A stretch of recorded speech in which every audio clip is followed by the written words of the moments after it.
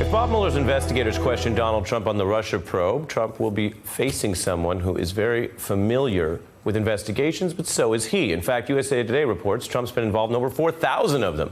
And for a tiny fraction of those, they've gotten to the point where Trump himself has been deposed under oath, sometimes displaying a very different side from his public persona.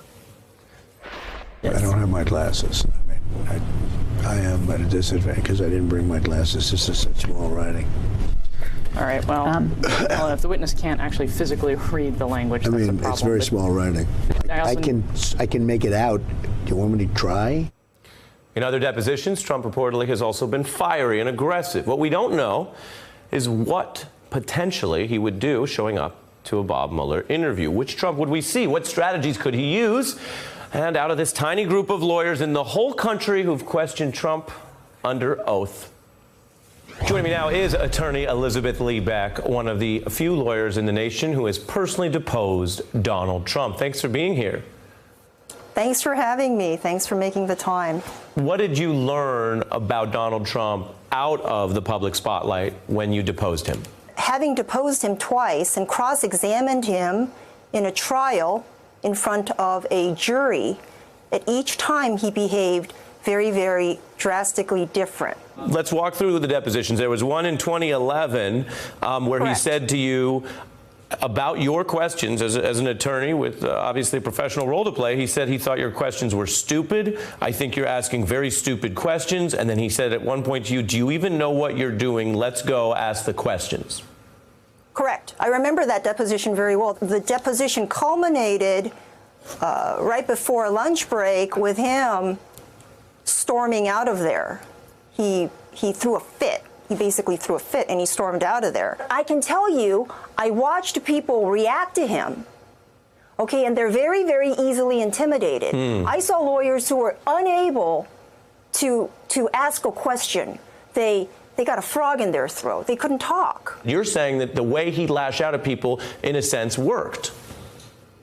Oh, it absolutely works. I can tell you, though, I can tell you this. I can tell you that to the extent that you think he's like this all the time, he's not. And then when you're ready, we can talk about the other instances. Yeah, so tell me about how he changed in the later deposition.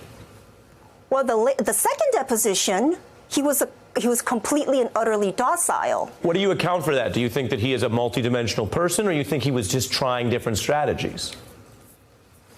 I couldn't tell you, but I do know that if he lashed out at people, I can, based on my observations from watching people interact with him in the room, I can completely see, yes, even lawyers turn into a puddle. Wow. I mean, that's so fascinating because we see him in so many other contexts where there are not actual rules. A deposition has rules and those individuals are there, but you're saying the brash style can work. Here he was when this all did become public, speaking about you in an interview and attacking you. Take a listen.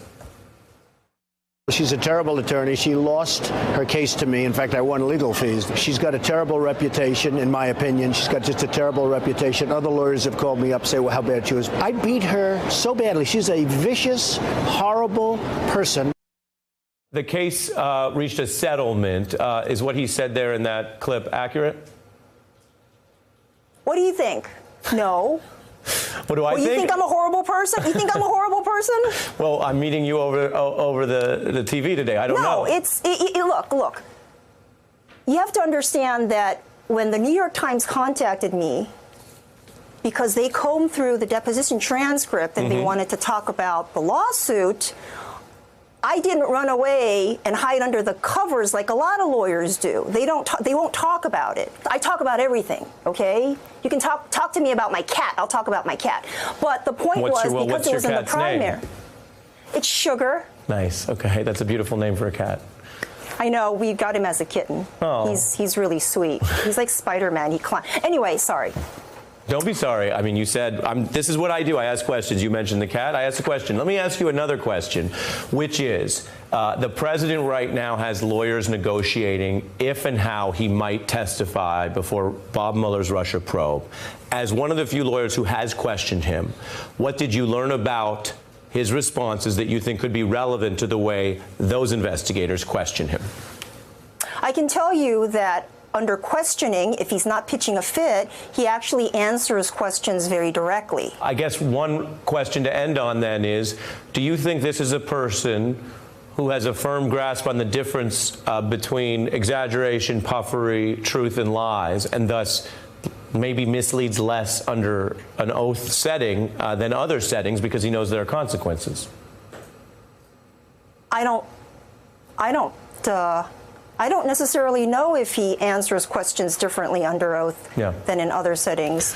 Well, I'll tell you what. I've only questioned him under oath. Right. I've only questioned him under oath. Well, look, this is why. But I can tell you this. Okay. When he's not under oath, he's nicer.